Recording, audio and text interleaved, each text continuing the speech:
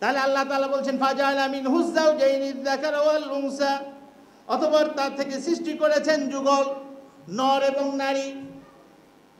নর এবং নারীকে আল্লাহ তাআলা সৃষ্টি করেছেন। কোনো মানুষের ক্ষমতা নেই। অনেক মানুষ আছে এমন, আমার দেখা মতে অনেক মানুষ আমি দেখেছি বিয়ে করছে, বিয়ে করার পরে যা বাচ্চা কাচ্চা হয় সব মেয়ে হয়। আছে না নাই? এরকম নেই?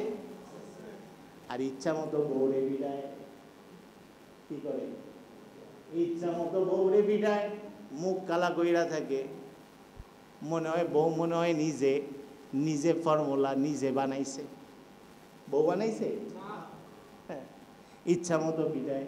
আরে বেটা, বউ যদি দোষ থাকে তোরও দোষ আছে, কারণ তোর নিজে দোষে মার এবার তোরও খাইতে হইব। জানোয়ার, বউরে বিরাজ, মেয়ে হইছে। আরে ভাই, রাসূলুল্লাহ সাল্লাল্লাহু আলাইহি ওয়াসাল্লাম কি বলেন একটু শোনেন।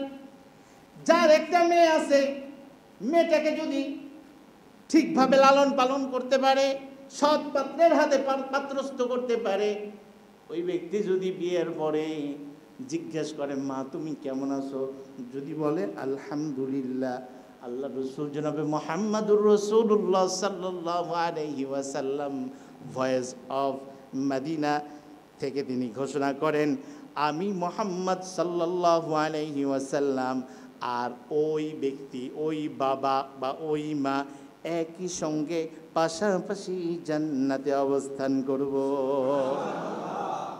মেয়ে হইলে খুশি, কিন্তু আমার দেশে উল্টা, মেয়ে হইলে যার প্রথমে একটা মেয়ে হয় মুখটা কালা।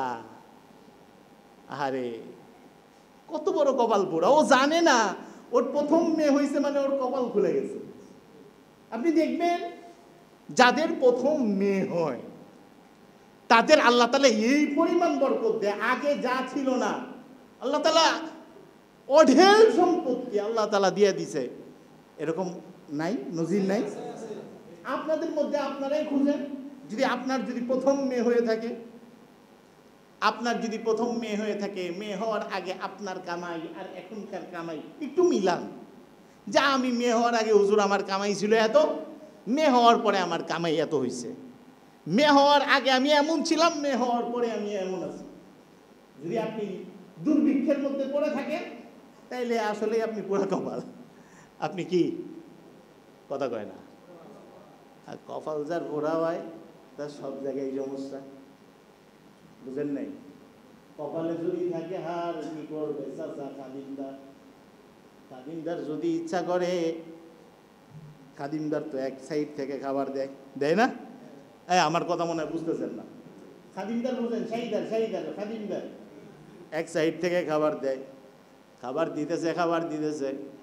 একজনের পথে গেছে, দেখা যায় মাশাআল্লাহ যতগুলা দিছে সবগুলা গোস্ত করছে, আর একজনের পথে যা গেছে সব আছে না নাই? এখন আফসোস করে আর কয় কপালে যদি থাকে হার কি করবে চাচা খাদিমদার। মিয়া সাহেব আপনার কপাল যদি খারাপ থাকে, পোলা হইলেও খারাপ হইব, মাইয়া হইলেও খারাপ হইব। কথা বুঝাইছে? তাহলে আল্লাহ তাআলা বলেন নারীও বানাই আমি, পুরুষও বানাই আমি। বানাই কে? বানান কে? নাকি এখানে মানুষের কোনো হাত আছে? খবরদার রাগ হবেন না, বেজার হইবেন না।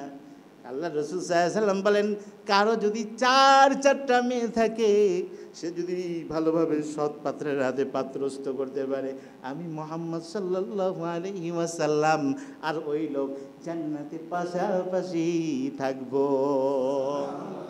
এখন 4 মেয়ে হইছে, রাগ করা যাবে? জোরে বলেন না। বেজার এখন যাদের মেয়ে আছে বেজার আছেন নাকি? একটা হাদিস, ওয়ান হাদিস আপনি দেখান যে হাদিসের মধ্যে আসছে যে একটা ছেলে আছে, রাসূলুল্লাহ সাল্লাল্লাহু আলাইহি ওয়াসাল্লাম বলছেন ওই লোকের সঙ্গে আমার জান্নাত হবে। আসেনি? মেয়েদের অধিকার কে দিয়েছেন? মুহাম্মাদুর রাসূলুল্লাহ সাল্লাল্লাহু আলাইহি ওয়াসাল্লাম। সুবহানাল্লাহ। তাহলে বুঝতেছেন কথা? তাহলে নারীও বানান আল্লাহ, পুরুষও বানান, নারী বানান, পুরুষ বানান, মানুষের কোনো হাত নেই। যদি হাত থাকে দোষ যদি বড় হয় মিয়া সাহেব আপনারও দোষ, কারণ আপনারও ঝামেলা আছে। কথা বুঝেন নাই? আপনারও কি আছে? আপনারও ঝামেলা আছে। আবার দেখা যায় একাধিক ছেলে আছে না নাই, বাবার মন আনচান করে আমার যদি একটা মেয়ে হইতো। মেয়েরা আবার বাবার দরদ বুঝে, মেয়েরা কার দরদ বুঝে? আপনি মনে করেন বাজার থেকে ঘেমে ঘুমে আসবেন, আপনার ছেলে আপনারে যায় বাতাস করবে না? বাতাস যদি করে, আপনারে যদি বলে আব্বা কেমন আছেন, আপনার কি অবস্থা, বলে কে? কে বলে? আপনি যদি পড়ে থাকেন বিছানায়, ছেলে এমন খবর নেয় না। এই জামানার ছেলেরা তো সব একেবারে মাশাআল্লাহ। এই জামানার ছেলেরা কথা শুনে? বাপ যদি পইরা থাকে খবর নাই, মা যদি পইরা থাকে খবর নাই। আরে না থাকলেই ভালো, ক্যাট ক্যাট শব্দ শোনা যায়, শুনতে হবে না। এরকম না মন মানসিকতা? কিন্তু একজন যদি মেয়ে থাকে, আপনার আল্লাহর কসম, আপনি যদি অসুস্থ হয়ে থাকেন, আপনার মেয়ে আপনার মাথার কাছে যেয়ে বলবে আব্বা আপনার কেমন লাগতেছে, মাথা ব্যথা রে মা। আপনার সারা দিন আপনার ক্লান্তি দূর করার জন্য ওই নরম হাত দিয়ে আপনার মাথার উপরে যখন মেসেজ করবে, আপনার দেখবেন হৃদয়ে প্রশান্তি আসবে, মাথাও ঠান্ডা হয়ে যাবে। আর ছেলে সারাদিন টিপলে মনে হইব এটা কি টিপতেছে, এটা অতটা মজা লাগবে না রে ভাই। কথা বুঝেন নাই? মেয়ে কেমন যেন মায়ের মতো, মেয়ে কেমন যেন মায়ের মতো। আল্লাহ রাসূল জনাব মুহাম্মদ রাসূলুল্লাহ সাল্লাল্লাহু আলাইহি ওয়াসাল্লাম, হযরত ফাতিমাতুজ জোহরা রাদিয়াল্লাহু তাআলা আনহা, আল্লাহ রাসূল সাল্লাল্লাহু আলাইহি ওয়াসাল্লামের মা, যখন বাড়ি থেকে বের হয়ে যাইতেন তো মায়ের সঙ্গে আগে দেখা করতেন, মা আমি চলে যাচ্ছি। সবার শেষে মায়ের সাথে দেখা করে এরপরে যাইতেন।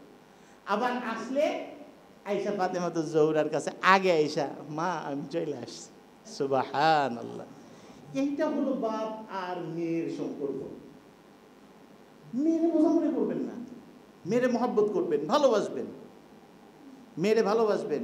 আপনি বাপ, আপনার হাতে সম্পত্তি, আপনি মেয়েরে কইলেন মা মারে তোর লেগে দোয়া করে দিলাম, তুই অনেক ভালো থাকবি মা, তোর ভাইয়ের কাছে জমি জায়গা চাইস না।